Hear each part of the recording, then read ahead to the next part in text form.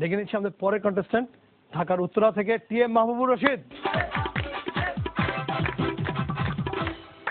TM ভাই কেমন আছেন? ভালো। ভালো আছেন? আপনি কি করেন? আমি পেশায় প্রকৌশলী, এনার্জি ব্যাক পাওয়ার জেনারেশন লিমিটেডে বর্তমানে জব করছি। ওকে।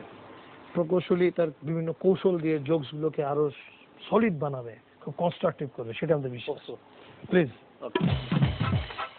ভয়ঙ্কর এক গডফাদারের ছেলে ইন্টারভিউ বোর্ডে ফেল করে এসে বাবাকে বলছে, ড্যাড ড্যাড ইন্টারভিউ বোর্ডে আমাকে অনেক প্রশ্নই করেছে, কিন্তু তুমি রিমান্ডে যা করেছো আমি তাই করেছি।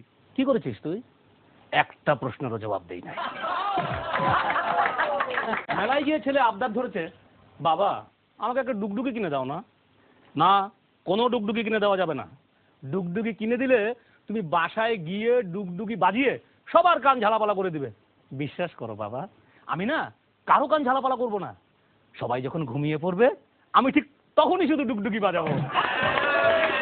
স্যার, ও স্যার একটা টাকা দেন না।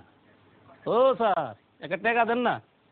এই তোমার লজ্জা করে না রাস্তায় দাঁড়িয়ে বিক্রি করছো? বাপ দেখে মনে হয় হ্যাঁ 1 টাকা ভিক্ষার লিগে আমার অফিস খুলে বইতে হইব।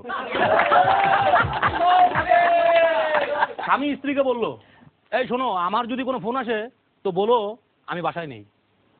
হঠাৎ ফোন বেজে উঠলো, স্ত্রী ফোন ধরে বললো, ও কিন্তু বাসায় আছে। এই তোমাকে না বললাম আমি বাসায় নেই? ওটা তো আমার ফোন ছিল। মধু মধু আমার নকল দাঁতের পাটিটা নিয়ে আয় তো। দাদা সকালের নাস্তা তো এখন অনেক দেরি, তুমি দাঁত দিয়ে কি করবে? আর দূর, নাস্তা খাবো না, ওই সামনের বাড়ির বুড়িটা আমার দিকে হাসি দিছে। ডিরেক্টর নায়ককে দৃশ্য বুঝিয়ে দিচ্ছে, হ্যাঁ শুনুন ওই আপনাকে কিন্তু 100 ফিট উপর থেকে সুইমিং পুলে লাফ দিতে হবে। স্যার আমি তো সাঁতার জানি না। টেনশন করার কিছু নেই, সুইমিং পুলে কোনো পানি নেই। গোরস্থানের গাছের ছায়া বসে আছে এক লোক, পাশ দিয়ে হেঁটে যাচ্ছে এক মেয়ে, তাকে জিজ্ঞেস করলো, গোরস্থানে বসে আছেন আপনার ভয় করে না? আরে ধুর কিসের ভয়, নিচে গরম লাগতেছে তাই উপরে উঠে বসছি।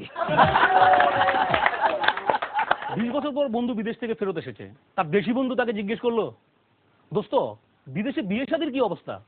আর বলিস না, ও দেশে সবাই ইমেলে বিয়ে করে।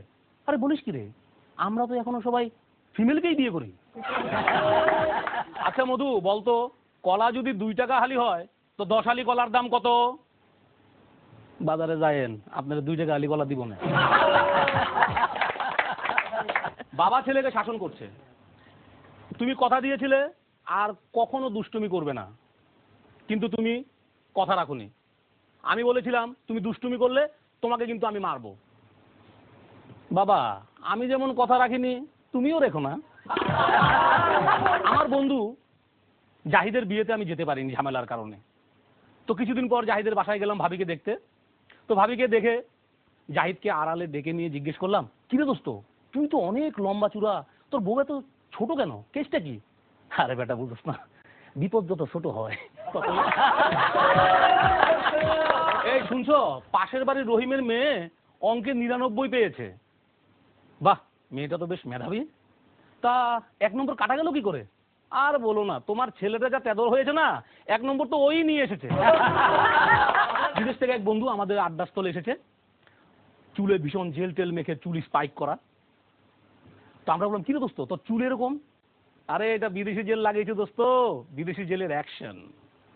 তো ওই বন্ধু আবার মাসখানিক পরে আবার আমাদের আড্ডায় এসছে, দেখি ওর মাথায় একটা চুলও নেই। কিরে দোস্ত চুলগুলি গেল কোথায়? আর বলিস না রে, ওই জেলেরই রিয়াকশন। ওই জেলটাই, ওই জেলটাই আমরা বুঝতে পেরেছি।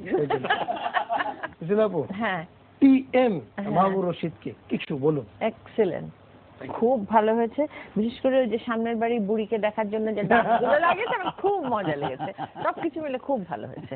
বেলাল ভাই অতি চমৎকার, অতি চমৎকার ওনার এক্সপ্রেশন এবং সমস্ত কিছু। ওই যে যখন সেই ভূত বলছে ভয়ের কি আছে, অসাধারণ, চমৎকার। Thank you. প্লিজ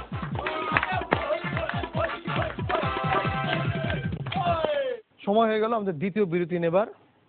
বিরতির পর খুব তাড়াতাড়ি ফিরে আসবো, প্লিজ কেউ যাবেন না। আজকে প্রথম রাউন্ডের শেষ পর্ব দেখতে থাকুন। হাস্য